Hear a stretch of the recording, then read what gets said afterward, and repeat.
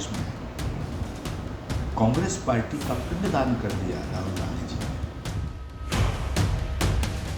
कांग्रेस का अंतिम संस्कार कर ही दिया है, तो फिर ये झंडा, डंडा, ये चुनाव निशान और ये दफ्तर क्यों खोले?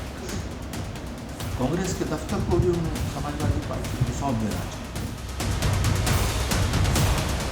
प्रियंका गांधी जी को बहुत दिनों बाद इलेक्टोरल पॉलिटिक्स करने का मौका मिला है और उनके खिलाफ कांग्रेस पार्टी के भीतर बड़ी साजिश हुई है। उन्हें 15 साल से चुनाव लड़ने से रोका जा रहा था। कांग्रेस को अपना दफ्तर और झंडा भी सपा को सौंप देना चाहिए, ऐसा आपने आज ट्वीट भी किया सर। इस पर क्या कहेंगे, क्या रिएक्शन है आपका? देखिए, उत्तर प्रदेश बहुत बड़ा प्रदेश है, बहुत महान प्रदेश है। पंडित जवाहरलाल नेहरू, इंदिरा गांधी, राजीव गांधी, सोनिया गांधी जी की कर्मभूमि रही है उत्तर प्रदेश।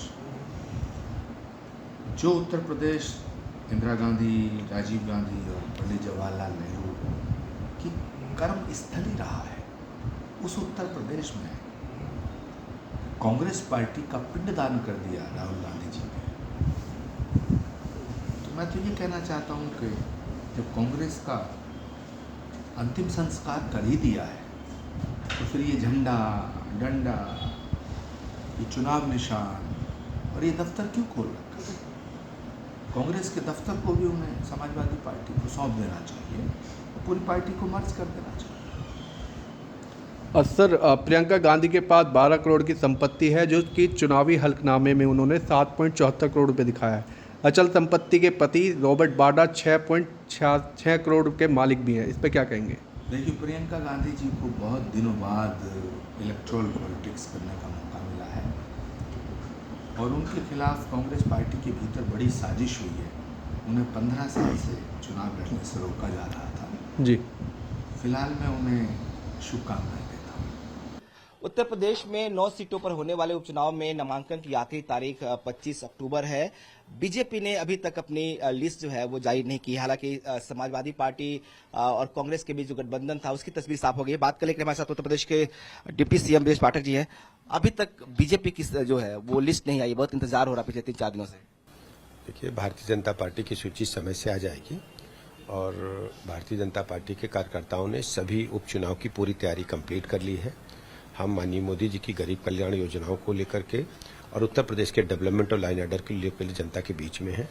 हर स्थिति में हम सभी सीटों पर विजय दर्ज करेंगे। समाजवादी पार्टी कह रही है कि आप लोग इंतजार करते हैं उनके सीट का, आप लोग पहले उसके आकलन के बाद करते हैं आप लोग। भारतीय जनता पार्टी सर्वश्रेष्ठ कार्यकर्ता को इन उपचुनावों में उतारने का काम करेगी और हमारे सभी प्रत्याशी चुनाव जीतेंगे, ये मैं आपसे कह रहा हूँ। एक बड़ा डेवलपमेंट उत्तर प्रदेश में कहा जा रहा है कि कांग्रेस और समाजवादी पार्टी का गठबंधन तो चल रहा है, लेकिन कांग्रेस को सीट सपा ने नहीं दी। ये उनका इंटरनल मैटर है, इससे हमारा कोई लेना देना नहीं।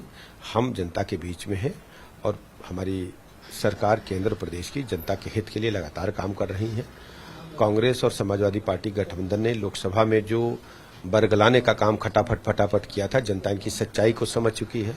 कांग्रेस पार्टी और समाजवादी पार्टी के कार्यालयों का कई बार महिलाओं ने घेराव भी किया कि हमारे ऊपर से कहाँ गए जो खटाखट बात कर रहे थे राहुल गांधी।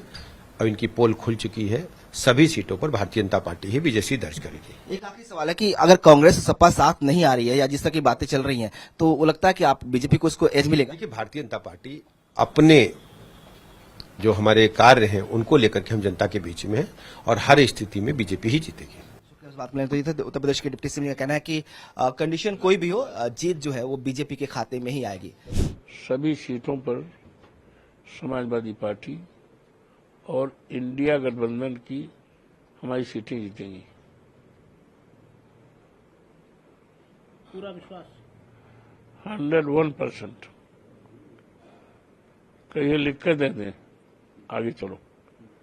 ये यूपी में उपचुनाव ऑल इंडिया ब्लॉक के उम्मीदवार साइकिल की चुनाव चिन्ह पर लड़ेंगे अखिलेश यादव।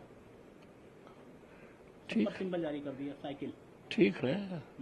जब हमारे राष्ट्रीय अध्यक्ष जी ने सिंबल जारी कर दिया है तो उसमें कहना क्या है? जिसको जिसको सिंबल मिला है उनकी जीत के लिए बधाई है, मेरी शुभकामनाएं हैं और जीत के आवे। अखिलेश यादव और राहुल गांधी की एक फोटो जारी हुई है। उसको एक्स पर उन्होंने लिखा है, हमने यह ठाना है संविधान आरक्षण सौहार्द बचाना है, बापू बाबा साहब लोहिया के सपनों को देश बनाना है। बहुत सही, अच्छा विचार है और ये विचार ही देश को बचाएगा और संविधान को बचाएगा। और बाबा साहब डॉक्टर भीमराव अंबेडकर और डॉक्टर राम मनोहर लोहिया, आचार्य नरेंद्र देव और तमाम जो हमारे देश के अमर सपूत हुए हैं, शहीद हुए हैं, उनके सपनों का भारत अगर कोई बना सकता है तो यही जो दोनों लोगों का आपसी सूझबूझ है, आपसी विचारधारा मजबूत हुई है। ये विचारधारा ही एक महान हिंदुस्तान बनाएगी। गैर मान्यता प्राप्त 4000 मदरसों की फंडिंग की जांच करने की सरकार ने जांच करने का आदेश जारी कर दिया है। मदरसों की जांच एटीएस को दी। सरकार की मंशा मदरसों के बारे में अच्छी नहीं है और किसी न किसी रास्ते से मदरसों की संख्या कम करना चाहते हैं और मदरसे में पढ़ने वाले मदरसीन को, जो गरीब बच्चे होते हैं, जिन्हें एक अच्छी तालीम दी जाती है मदरसों में, हमारा तो कई मदरसों से ताल्लुक रहा, जाने का मौका मिला है, उनके कार्यक्रमों में भी मैंने भागीदारी लिया है और नजदीक से परखा है। ये मदरसे ज़्यादातर तो गरीबों के मोहताज जो लड़के होते हैं उनको तालीम देते हैं और तालीम, प्रेम, मोहब्बत, आपसदारी और देश को मजबूत करने की तालीम देते हैं। ये प्रियंका गांधी वाड्रा ने वायनाड लोकसभा चुनाव लड़ने पर केंद्रीय मंत्री गिरिराज सिंह का कहना, लालू प्रसाद यादव, मुलायम सिंह यादव और सोनिया गांधी का परिवार लोकतंत्र में नहीं रह रहा है, वे राजतंत्र में रह रहे हैं, वे अपने परिवार के बाहर कुछ भी नहीं कर देखते हैं। किसका बयान है? गिरिराज सिंह का, केंद्रीय मंत्री। अरे भाई, सूप बोले चने नहीं बोले, जिसमें 72 छेद हैं, जिनका खुद देश की आजादी से कोई मतलब नहीं रहा है, संविधान की जानकारी उनको नहीं है, तो इस तरह से बयान। इधर आरएसएस की बैठक होने 25-26 अक्टूबर की बैठक में एजेंडे में दलित आउटरीच ओटीटी बांग्लादेश हिंदू शामिल है। बैठक में कुल 393 आरएसएस पदाधिकारी शामिल होंगे। दलितों तक पहुंच, ओटीटी प्लेटफॉर्म पर सामग्री में जम्मू कश्मीर चुनाव, बांग्लादेश हिंदुओं की रक्षा के लिए खतरा जैसे सामूहिक मुद्दे पर संघ शताब्दी समारोह में कुछ ऐसे ही मुद्दे जिन पर ये बैठक होने जा रही है। क्या कहना, 25 और 26 अक्टूबर को मथुरा में होगी बैठक, होने दीजिए, उनके एजेंडे आने दीजिए, क्या है तब उस पर कोई बात कहना उचित होगा। अभी पहले से कोई बात कहना ठीक नहीं है। लगता है ये बैठक लगातार जिस तरीके से ये सामने आ रहे हैं, आने दीजिए, बैठक आने दीजिए, बैठक का एजेंडा आने दीजिए, बैठक में क्या बातें रखी गई हैं, क्या रखी जाएंगी, क्या तय हो रहा है, let it come, then I will. Bangladesh Hindu को लेकर के, दलित को लेकर के यही सब बैठक में है। ऐसा है, भारतीय जनता पार्टी के पास कुछ नहीं है काम करने का, इसलिए बेबुनियादी बात करते हैं जिससे देशवासियों से कोई मतलब नहीं। आज हमारे सामने सबसे बड़ी समस्या है, हमारे देश के करोड़ों नौजवान पढ़ लिखकर ऊंची ऊंची डिग्रियां लिए हैं, आज उनके पास कोई सरकारी नौकरी के लिए कोई सरकार की योजना नहीं है।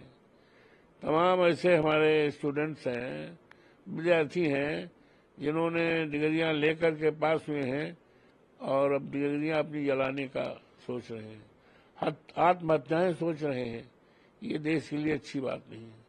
ये देश की सबसे बड़ी हमारी और वो है धन है। किसी देश की दौलत हीरा जवाहरात सोना चांदी नहीं होता है। देश की दौलत हमारे देश के इंसान, हमारे देश के नौजवान होते हैं, और जब नौजवानों में करोड़ों की बेरोजगारी है, आज इस पर हमें फोकस करना है, उस पर ध्यान एकत्रित करना है। हमारी योजनाएं इस पर बनानी है जिससे भारतीय जनता पार्टी का दूर दूर तक न सोच है, न कोई कार्यक्रम है। हमारी सरकार आएगी, इंडिया गठबंधन की सरकार आएगी तो सबसे पहले इस देश के नागरिकों, इस देश के पढ़े लिखे बेरोजगार जो हैं, उनको सरकारी नौकरी देने पर विचार किया जाएगा।